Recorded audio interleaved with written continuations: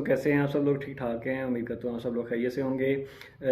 हम डिस्कस कर रहे थे अपनी लास्ट वीडियो में किसी भी क्रेडिट एनालिस्ट, क्रेडिट ऑफिसर या क्रेडिट मैनेजर की जेडीज़।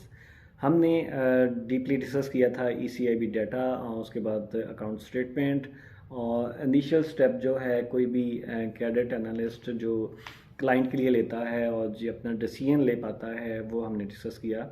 आज हम डिस्कस करेंगे ऑनवर्ड इसकी क्या क्या और चीज़ें हैं। तो दोस्तों, क्रेडिट एनालिस्ट के लिए सेकंड जो एक रिस्पॉन्सिबिलिटी बनती है वो है डॉक्यूमेंटेशन।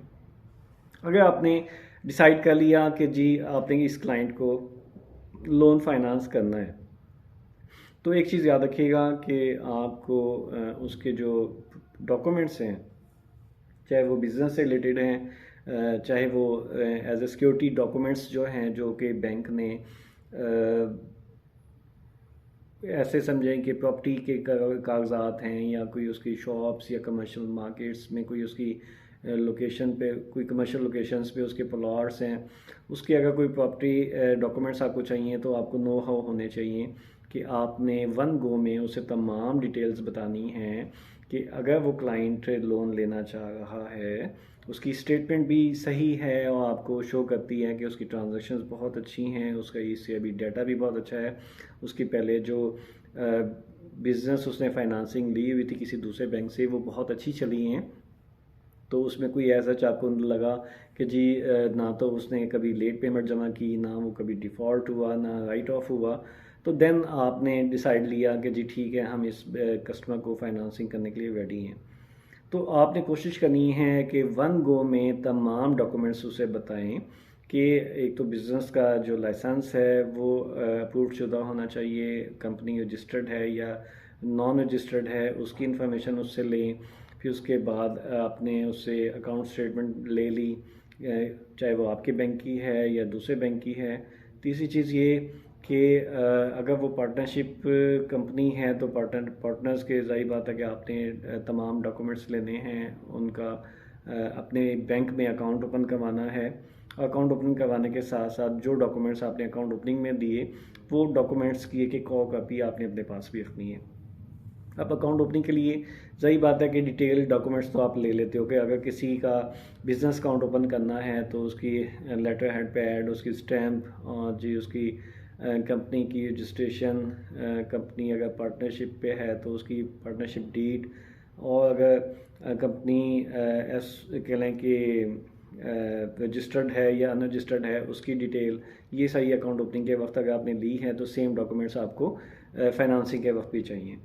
अब उसके अलावा देखें कि फैसिलिटी लेने के मद में जब आप उसकी कोई भी प्रॉपर्टी अपने पास मॉर्गेज करवाना चाहते हैं या प्लज करवाना चाहते हैं तो उसकी भी डिटेल आपको लेनी होगी।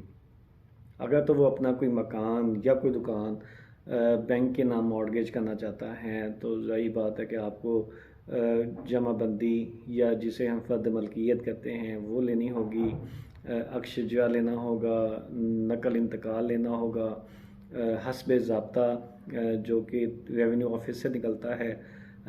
इसमें दो चीज़ें हैं कि नकल इंतकाल वो होता है एक जो पटवारी से मिल होता है, एक वो जो आपको मेन तहसील ऑफिस या रेवेन्यू ऑफिस से मिलता है, उसे हस्बे ज़ाब्ता कहते हैं। हस्बे ज़ाब्ता मेन रिकॉर्ड होता है जो भी किसी भी प्रॉपर्टी का मौजूद होता है रेवेन्यू ऑफिस में या तहसील ऑफिस में।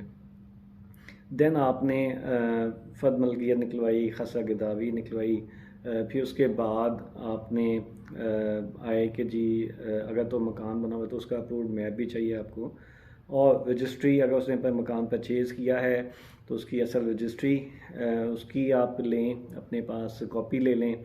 और अगर वो कहने कि तमलीक शुदा है, अगर गिफ्टेड है तो उसकी भी आप नकल इंतकाल या हस्बे ज़ाब्ता काफ़ी है। तो ये तो हो गए प्रॉपर्टी के डॉक्यूमेंट्स। फिर उसके बाद देखें कि आपने अकॉर्डिंग टू हिज बिज़नेस और जी उसके बाद उसकी जो ट्रांजैक्शंस हैं उसकी बेस पे डिसीजन लेना है, और जो कस्टमर की रिक्वायरमेंट है उसकी बेस पे डिसीजन लेना है कि जी आपने इसको कितना फाइनेंस करना है। अब यहाँ पे एक चीज़ बहुत इम्पॉर्टेंट है कि क्रेडिट एनालिस्ट के लिए डिसीजन लेना कि इसको कितना फाइनेंस करना चाहिए। आपकी जो स्टेटमेंट है वो बहुत ज़्यादा सपोर्ट करती है आपको डिसीजन लेने के लिए। अब एक क्लाइंट जिसकी ट्रांजैक्शंस कह लें कि मिलियंस या बिलियंस में हैं, तो उसमें आपको फाइनेंसिंग करते हुए डरना नहीं चाहिए। और अगर उसके प्रॉपर्टी के डॉक्यूमेंट्स पूरे हैं, जो कि वो property as a mortgage deed करवा रहा है बैंक के नाम। दूसरी चीज़ ये कि जो प्रॉपर्टी के डॉक्यूमेंट्स हैं उस पे आपने लीगल ओपिनियन लाजमी लेनी है। और कोशिश करें कैडेट ऑफिसर्स के एक दफ़ा जाके जो भी प्रॉपर्टी डॉक्यूमेंट्स उसने दिए हैं रेवेन्यू ऑफिस से ख़ुद भी उस चीज़ को वेरीफाई कर लें कि आया कि वो डॉक्यूमेंट्स वैलिड हैं कि नहीं। क्योंकि मैंने मुख्तलिफ बैंक्स में देखा है कि जी क्लाइंट डॉक्यूमेंट्स प्रोवाइड कर देते हैं और वो हम डॉक्यूमेंट्स जो है ब्रांच उठा के लीगल एडवाइज़र को भेज देती है। लीगल एडवाइज़र जो हैं वो माशाल्लाह इतने बिज़ी लोग हैं कि वो ख़ुद डॉक्यूमेंट्स नहीं देखते, उनके भी आगे असिस्टेंट होते हैं और वो जी जस्ट एक फॉर्मेट बना होता है, उसमें वो डॉक्यूमेंट्स की खेवत खतौनी डाल के और जी इंतकाल नंबर डाल के और जी किस किस डेटों को अक्षर जारी हुआ, फ़र्द मलकियत निकली, वो डेटे डाल डूल के और जी कह देते हैं जी ये जेन्युइन है। तो एज ए क्रेडिट एनालिस्ट या क्रेडिट मैनेजर आपकी एक अवलीन रिस्पॉन्सिबिलिटी है कि जो भी आपको डॉक्यूमेंट्स प्रोवाइड किए गए हैं उनको आप एक दफ़ा ख़ुद जॉब की रिस्पॉन्सिबिलिटी समझते हुए, ज़िम्मेदारी समझते हुए रेवेन्यू ऑफिस से, पटवारी से या तहसील ऑफिस से एक दफ़ा जाके वेरीफाई ख़ुद करें, फ़िज़िकली जाके रिकॉर्ड चेक करें, ताकि वो तसल्ली हो जाए कि वाकई जो कस्टमर ने आपको एज ए सिक्योरिटी के तौर पे डॉक्यूमेंट्स जमा करवाए हैं वो जेन्युइन है। तो क्योंकि अगर ये चीज़ आप नहीं करते तो आप 100% रिस्क पे होते हैं। और वो सम टाइम कुछ ऐसे भी, अगर आप कभी बैंकिंग कोर्ट में किसी का जाना हो तो वहाँ पे जाके देखें कि बेशुमार केसेस ऐसे हैं कि जिसमें कि क्रेडिट मैनेजर्स या क्रेडिट एनालिस्ट या कोई ब्रांच मैनेजर या फिर कैड वाले बेचारे पेशियाँ भुगत रहे होते हैं कई सालों से, 5-10 साल 20 सालों से वो केस लड़ रहे होते हैं। और होता क्या है कि पीछे सिनेरियो यही होता है कि जब फाइनेंसिंग हुई तो उस वक्त डॉक्यूमेंट्स वेरीफाई नहीं कहीं किए गए और जी वो डॉक्यूमेंट्स पता चला जी कि फ़ेक थे या फेक बने हुए थे, तो उसकी बेस पे फाइनेंसिंग भी हो गई, सब कुछ हो गया। फिर बाद में पता चला जी कंपनी जिसको फाइनेंस किया गया था वो डिफ़ॉल्ट हो गई और डिफ़ॉल्ट होने के बाद बैंक ने उसे डी लिस्ट करवाया। डी लिस्ट करवाने के बाद 15 भी हुआ, फिर उसके बाद सूट फाइल किया गया केस। सूट फाइल होने के बाद वो केस जी 10 सालों से बैंकिंग कोर्ट पे चल रहा है।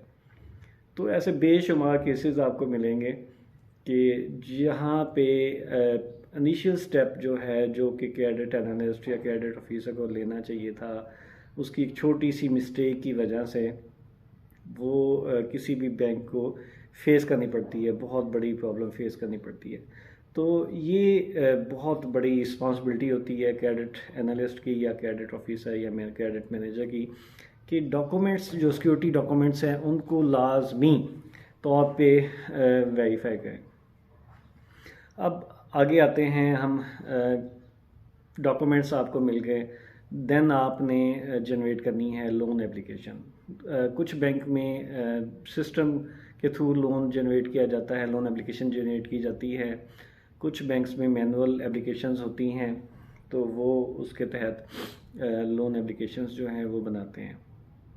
तो उसको भी प्रॉपर चीज़ों के मुताबिक, अपने डॉक्यूमेंट्स के मुताबिक जो कस्टमर ने आपको प्रोवाइड किए हैं उसके मुताबिक आप अच्छे तरीके से फ़िलअप करें। ये फ़िलअप करने की भी रिस्पॉन्सिबिलिटी जो है क्रेडिट एनालिस्ट या क्रेडिट ऑफिसर की होती है। तो ये रिस्पॉन्सिबिलिटी जो है बहुत इम्पोर्टेंट है कि क्रेडिट ऑफिसर ने जो एक लोन एप्लीकेशन फ़िलअप की उस पे डॉक्यूमेंट्स जो लिए थे उसके मुताबिक प्रॉपर फ़िलअप की, देन कस्टमर के सिग्नेचर लें। और फिर उसके बाद कुछ फाइनेंसिंग ऐसी होती हैं कि जिसमें हमें स्टॉक रिपोर्ट चाहिए होती है। स्टॉक रिपोर्ट मींस कि अगर किसी क्लाइंट ने आपसे रनिंग फाइनेंस ली है और रनिंग फाइनेंस में उसने अपना स्टॉक शो किया है कि फॉर एग्ज़ाम्पल एक क्लाइंट हमारे पास आया जिसकी मार्केट में एक शॉप है इलेक्ट्रॉनिक्स की, और इलेक्ट्रॉनिक्स की उसने आइटम शो किए कि जिसमें उसके पास फ्रिज, टीवी और जी डिफरेंट इलेक्ट्रॉनिक्स के जो आइटम्स हैं वो पड़े हैं, और उसकी जो मालियत है वो इतने मिलियंस बनती हैं, ठीक है।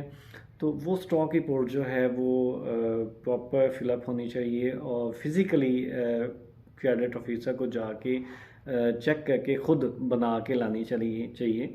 ये एक बहुत बड़ा कह लें कि मेन रिस्पॉन्सिबिलिटी वाला काम है जो कि क्रेडिट ऑफिसर को करना चाहिए। तो क्योंकि काम जो है वो वक्त कम होने की वजह से या अपने दूसरे कामों में बिज़ी होने की वजह से क्रेडिट ऑफिसर या क्रेडिट एनालिस्ट ये छोटी छोटी मिस्टेक्स बहुत ज़्यादा करते हैं कि डॉक्यूमेंट्स वेरीफाई ना करना, स्टॉक रिपोर्ट बनाई है तो वो फेक बना देना, या टाइम बचाने की खातिर ना जाने की खातिर कोशिश करना कि ब्रांच में ही बैठे उन्होंने स्टॉक रिपोर्ट बना देनी, पिछली स्टॉक रिपोर्ट उठाई और उसके मुताबिक स्टॉक रिपोर्ट बना देनी।